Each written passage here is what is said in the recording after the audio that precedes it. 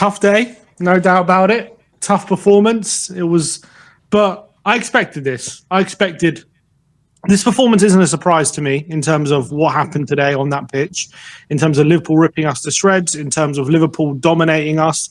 Maybe I thought with the positivity of Thursday and a couple good results in the last few weeks, could we have maybe mustered up a bit more? I'd like to think yes, but look, for me, I don't know why everyone's losing their minds over this game. Like, I understand that it was a terrible display and we got well beaten, but at the end of the day, the Liverpool are the best side in the league, no doubt about it. I've seen them play this season. Incredible football. They're so intense in the way they play. Their midfield is extremely energetic and they run so much. They're an extremely direct team. They're extremely aggressive in the middle, and you have to be able to match that if you're going to compete with them, especially with the way that we like to play. We know that Ange isn't going to change the way he approaches the game. I understand how he's thinking. He's thinking he coaches this team to play in a certain way, attacking football, high pressing, all this kind of stuff. And he said in the post-match press conference, people think I can just flip a switch, and change my tactics, and all of a sudden this is going to make the team better. But in reality, why would you move away from surely the best approach is going with what you've been coaching the team to do week in, week out. Now, the problem at the moment, of course, is we're extremely thin on the ground. We have 10 injured players. We also have very minimal what's called rest days at the moment. We're playing once every 2 games. So at the moment, and also coupled with the fact that all these different factors, we've got a young squad as well. It's an injured squad, and today when it comes up against a team like Liverpool, who completely rested their team in midweek, they had one extra day of rest as well. And coupled, you add into the fact the way we play, which is pressing and attacking, all that kind of stuff, it led to the shit show there was today. There's no doubt about it. There's no getting away. It was a shit show, and there's no getting away from the fact that we were well beaten by Liverpool, and we didn't lay a glove on them. And the scoreline flattered us at 6-3. I think everyone can agree on that. But I think everyone, saying could this be the straw that breaks the camel's back? Could they potentially sack him after this game? All this kind of stuff. I think it's crazy talk, and I think people have just got to get a grip. I've said after the Bournemouth game, there's obviously going to be a bit of pain in the short term because of the situation in the squad and the injuries that we have and all these different kind of things. And that's today. Today's the pain that we're going to be feeling when we're playing against an extremely settled team, an extremely team that's full of unbelievable talent and a full squad pretty much. They have one injury, and that's Kanate, and I don't think they have anyone else as well. And a fresh team as well. How fresh though that midfield looked. We couldn't. Sarr, Basuma, and Maddison. They tried their best, but they just couldn't get near them. They were losing every duel. They couldn't compete with the freshness of that Liverpool midfield. And yes, of course, Ange's tactics did play a role today, 100%. He could have gone a different way, but it wouldn't have meant we won the game. It wouldn't have just magically mean we beat the best team in the league. Maybe we would have held them out for a bit longer, and maybe we would have kind of, dug in deep, and maybe we could have defended and kind of, it could have prolonged the process of us losing. But we probably wouldn't have scored 3 goals as well. And yes, we conceded 6, but we probably still would have ended up losing. We're not going to just flip a switch and become the best low block team in the league just because, we have a few injuries today, so we're going to completely change our tactics. We're going to go low block, and we're going to be like prime Chelsea and somehow beat Liverpool low block with Dragushin and Gray and Spence and Forster and goal. It's never going to happen. So he's obviously going to keep the way he's playing, right? Because that's the way he coached him to play. That's the way he wants to build us to play. And that's just reality. That's what we got to get used to. And right now, unfortunately, that's the situation where you could say, can he adjust to get results and all this kind of stuff?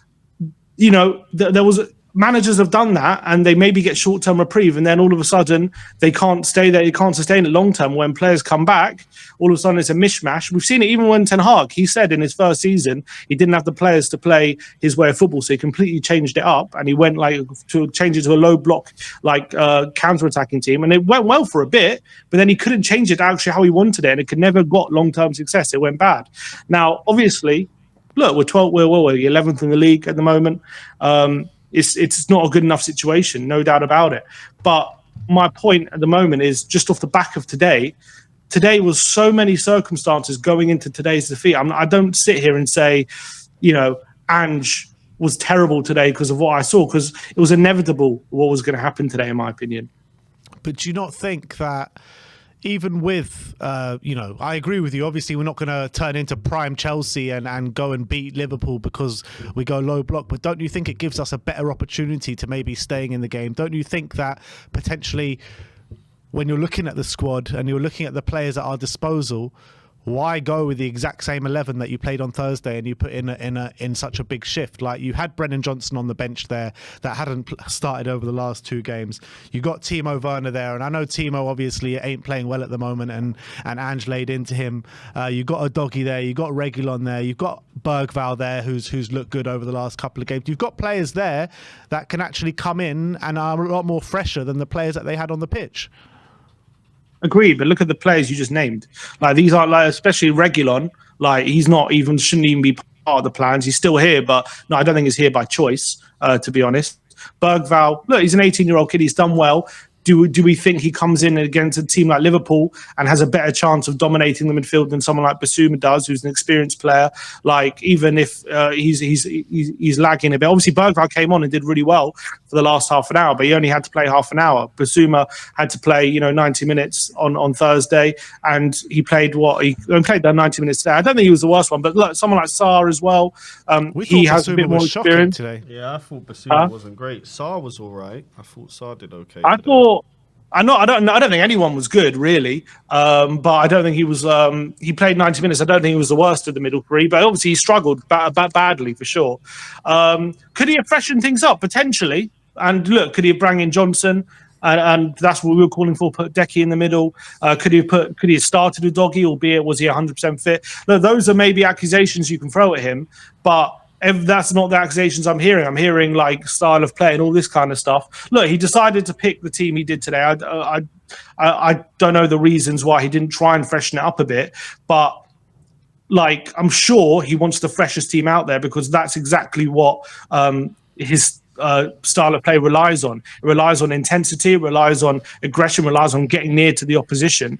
And he decided that was the best team for it.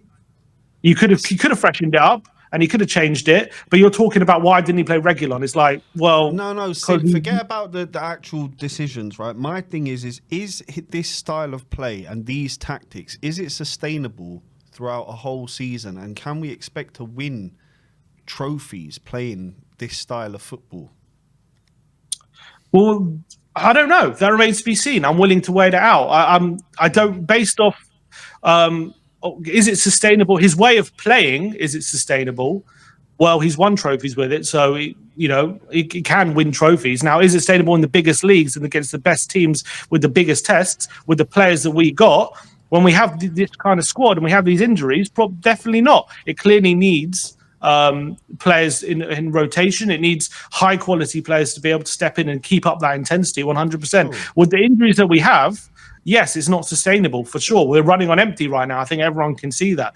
When we have a fully fit squad and we're able to rotate, I think the performances are much more consistent. They're much better. Not to say that every result's been brilliant, and not to say that we haven't had our bad results even with a fully fit squad. No, we're still not the perfect team. I can accept that. We're not going to even with a fully fit squad, it's not like we're winning the league or anything like that. But with a fully fit squad, can we compete? And also, can we win trophies where it just relies on being very good on your day, which we know when we step up we can do that? Then I don't see why not. I think this result as well shows what a good result it was on Thursday, in my opinion. And I think that's what I was trying to get at on Thursday and saying he's done really well getting out of that quarterfinal and getting to a semi with that team and with the squad that we have, because we saw today how far behind that team really is against like real top opposition. And to muster up a performance where we're 3-0 up, I know Man United are not great at the moment, but still, they've still got very good players. And the fact we were 3-0 up and we could muster up a result with that team, I think it should be more credit to Ange rather than a stick to beat him with today, where we absolutely got battered 6-3 by Liverpool. Can we win a trophy playing this way? I don't see why not, because we score loads of goals. And when we're when we have a fully fit team, and when everyone when we have a squad where we can rotate and everyone's not running on empty every game, and we're not always using the same players and having to put even more energy in. I think the team has intensity and it has aggression and it has sharpness, and that's another thing that you lose. It's not just off the ball that you lose; it's on the ball as well. That's why we kept going long today. That's why every time we got the ball with Spence or with Porro, every time they just went long to Kulusevski or Son.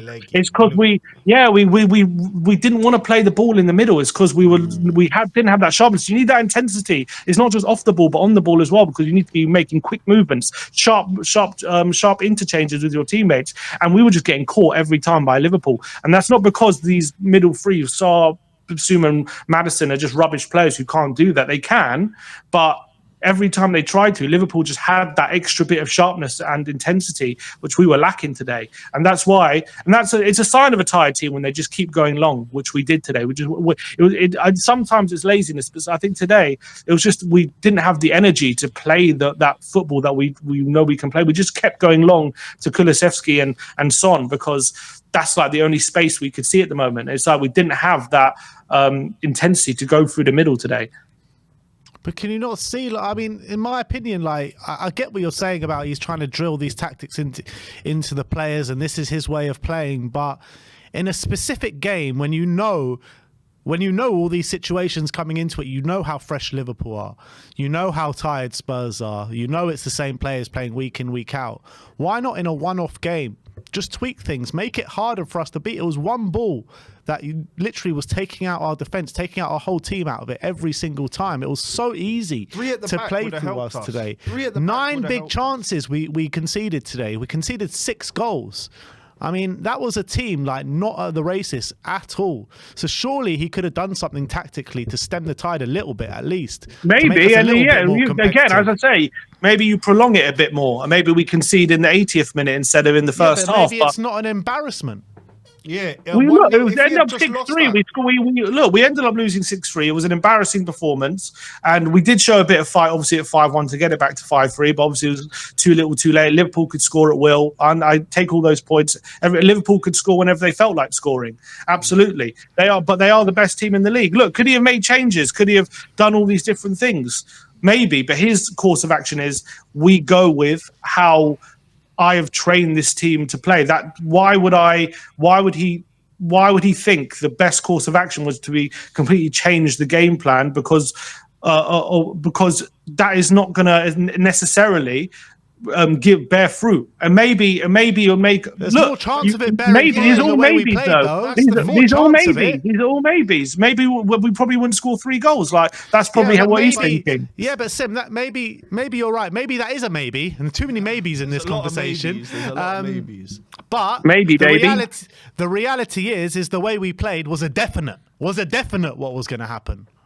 It's easy to say that in hindsight, but he clearly felt that. He felt that I'm going to persist with the way that I've coached this team, that we know when we're on our game. Like even against, where we saw it the first hour against United, even our first half or the opening exchanges against Chelsea, even with a very tired team, we can muster up a way of playing where we can get into the lead. We can play really good football. Now, unfortunately, today we came up against the best team in the league. We came up against a team who are absolutely clearly going to be right up there when it comes to that title race, and they've just gone 5 points clear now, or 6 points clear at the top after that win with a game in hand as well. They have a certain way of playing. I don't think going low block or anything. Maybe it could have made us tougher to beat, but we still lose. I think, in my opinion, I don't think it changes much. And he thinks I'm going to stick to my principles and I'm going to try and get a result playing the way that we are coached to play, rather than just switching everything up because of the circumstances. Now, if you're a different manager and you think about the short term and you think about, can I get a result just tweaking things and stuff like that, maybe you can get a result. But can you also implement a philosophy in your style of play with that thinking? His thinking is no, and that I'm look, it might not work long term. He might not be the guy. I don't know for sure, but I'm willing to go with where we're at the moment. I'm willing to persist with this, and I'm willing to see where we come out the other side once we hit, as Ange says, smoother waters with injuries and all that kind of stuff. And once we have players back and available, when we're able to rotate and we're able to see a bit more freshness in this side at the moment, then I think we'll come out better for it. At the moment, it's tough, no doubt about it. At the moment, we're in a challenging big time. chances conceded in the game, no matter what the circumstances, are nowhere near good enough. Yeah, Sim, I think it's comical the way we're defending, to be honest with you, and I think it's almost criminal the way we're setting up. I'm looking at it and I'm thinking that we're just handing the game to our opponent. We're saying, this is how we play, these are our tactics, here you go. And when we come up against top-class managers like Eddie Howe, for example, we get found out. And sometimes it's not even against the most. But it's not always like this. It's like, look, we will lose games. We have lost games even with a fully fit team. But you can't tell me every time we've had a fully fit team, it's been this embarrassing. The reason why it's been embarrassing is because of the circumstances. For sure, but we've still lost 8 games this season, which is what, 50% of our games. Sim, here's a question for you: do you think that Ange has lost us points this season because of his stubbornness and his kind of, I don't know what it is, where he's just not willing to change it? Like against Brighton, when you're 2-0 up and then you go and lose 3-2, he could have put on another defender, gone 3 at the back and just, shored that one up. How many points have we lost because of Ange's stubbornness? Yeah, he probably has, but that's the name of the game when you're trying to do what we do, when you're trying to implement this project or whatever that people, whatever word you want to use, when you're looking at a long-term view of bringing in young players, rebuilding the style of play and all this kind of stuff. That is the name of the game. Yeah, it will cost you points in the short term with long-term benefit. That's the whole point of it. And yes, he probably has cost us points in the short term, 100%. But the whole point is you suffer a lot short term with airing out all these problems. You see what you need improving, all this stuff, and you implement that style of football. But you stick to it because in the long term you're going to reap the benefits once you sort all of that out. Once you get the right players in place, I'm sure he has cost us points, but that's not the point, in my opinion. And I feel like, can Iraola do a good job? Iraola, he's the second highest running manager in the league at the moment. Do you think he's going to get more out of this team running wise than Ange? Do you think that's going to magically change if we implement Iraola tomorrow? Do you think Iraola wins that game today with the team we are out there? I don't think so. I'm not saying Ange is definitely better than Iraola. Iraola's a great manager. I'm just saying, I think at the moment we just got to persist with this. And yes, it's short-term pain. And yes, today was difficult and it was a shambles. 9 big challenges for Liverpool. And when you go up against the best team in the league and you play the way that we do, that can happen 100%. But I'm willing to see that happen, hopefully with the long-term benefit of sticking with the project. All right, Sim. Well, thanks for coming on, mate. Thanks for bringing a bit of optimism as well. Yeah, I mean, just makes me more angry, to be honest. Good. I've pissed Ben off. I've done my job. There we go. We'll speak to you soon. Look forward to going through this in the studio, doing this all over again tomorrow. See you later, guys.